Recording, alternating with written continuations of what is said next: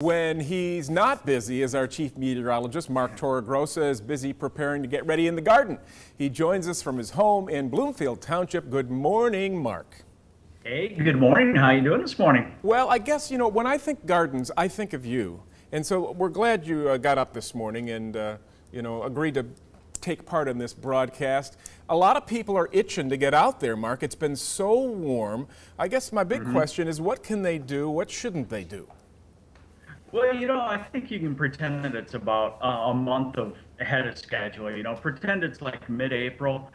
One thing that we always have to wait on, it's always tough to get a garden going here in spring, is because it's so wet.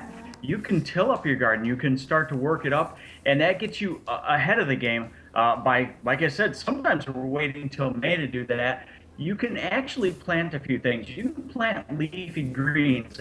And those are the healthy things. We're always talking about that's one of the healthiest foods to grow. Spinach, collards, radishes, turnips, cabbage plants, lettuce. You can dig a hole and plant a tree, and that's a great time to do that now. And you can also plant perennials because they're pretty hardy.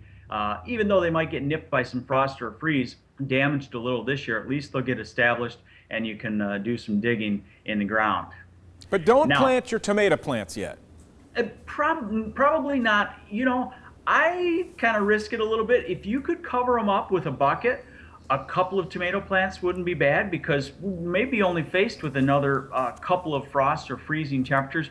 The problem you're going to find is that the greenhouse is all kind of planned toward when we plant. And so if you go and look for a tomato plant, you're probably going to find something real small right now.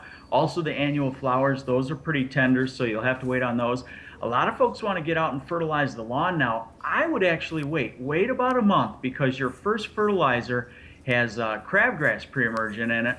That only lasts about 60 to 90 days. So if you do the math, if you fertilize now, it'll wear off in about the middle of June, and then you still got a lot of crabgrass season. So I just don't want the dandelions, Well, the dandelions aren't coming just yet, but right. Once they start to come, you can start to spray if you want.